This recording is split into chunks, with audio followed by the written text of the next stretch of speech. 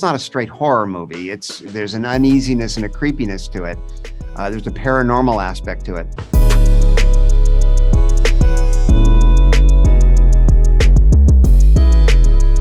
Hi, John.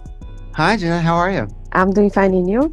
Good. Thank you so much for your time. A pleasure to talk to you and to talk about this project. And I just want to know, what was about, this short story from Stephen King that got your attention to create a script?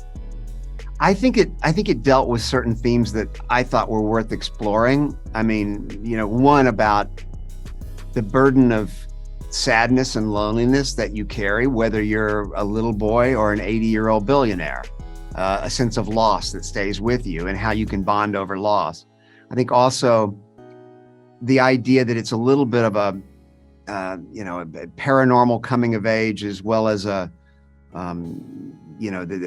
kind of a cautionary fairy tale with regard to technology. I appreciated that in the fact that it wasn't just teenagers who were addicted to their phones, their smartphones, but it was an 80-year-old reclusive billionaire as well. Yeah, that was what got my attention, because it's not just us, the youngest, but the oldest as well. Yeah. So also to bring the perfect actor, what was about Jaeden's previous work that got your attention to bring him to play Craig? I've been a big Jaeden fan since when I saw him as a child in St. Vincent.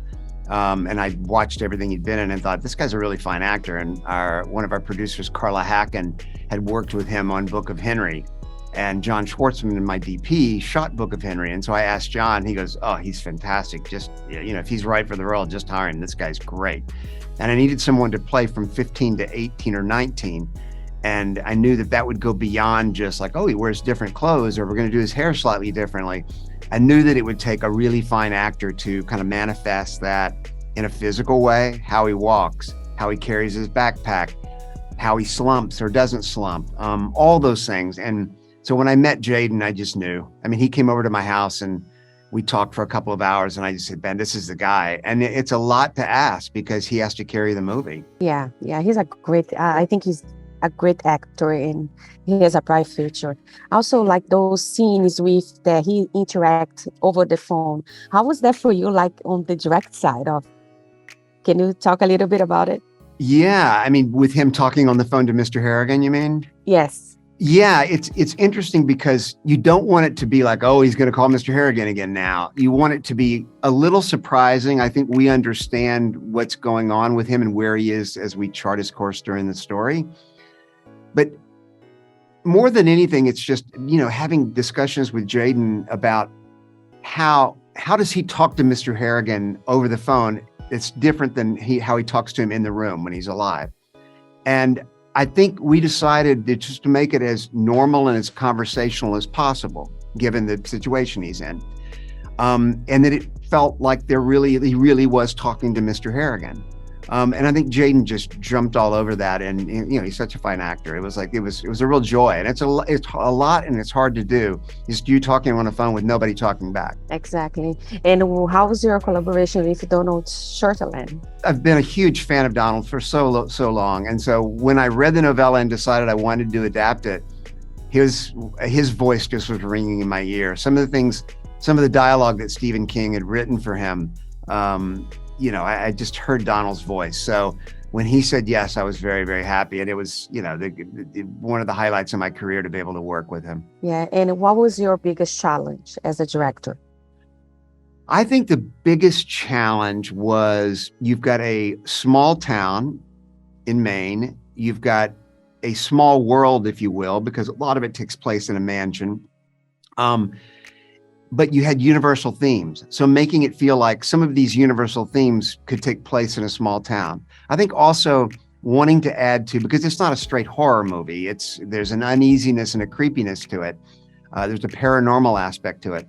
But I think photographing it in a way where you choose your lenses carefully and kind of your philosophy on filming carefully. Like in the study, we used different and odd angles sometimes just to make the viewer a little off, like something's not quite right here, and to keep very gentle, subtle movement in place to kind of make it a little off-putting. So I think those were the fun challenges. That's amazing. John, this is the time that I have with you. I just want to thank you so much for your time, a lot of success, and I hope everybody liked the movie like I did. Thank you. Thank you. Thank you so much. Bye. Bye-bye. You are a far different person now Fall is here, hear the yell. from who you were when we met. Back to school, ring the bell. Brand new shoes, walking blues. Why do you continue to come here? Because I enjoy our time together. I can tell that we are gonna be friends. iPhones just came out. Thank you. Let's give you a nickname. Pirate King. Wicked. Yeah. I can tell that we are gonna be friends. Mr. Harrigan, has anyone ever tried to take advantage of you? How'd you deal with that? Harshly.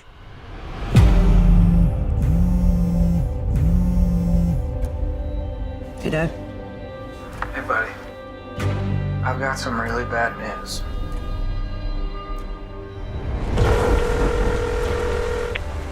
I will call you back if it seems appropriate.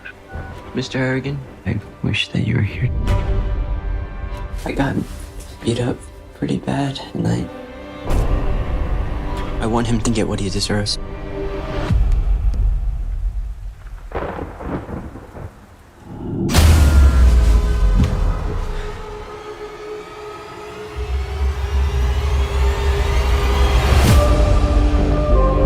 He's a good man. But you didn't want to be on his bad side.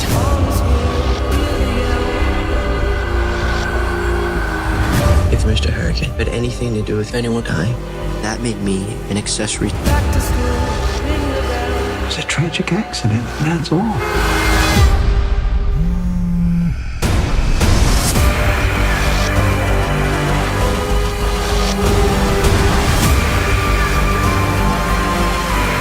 My grandma always used to say,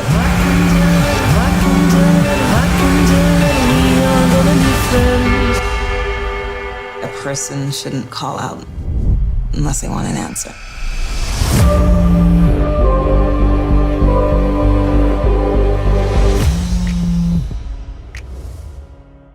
If you like this video, don't forget to comment, to like, and subscribe to our channel right here.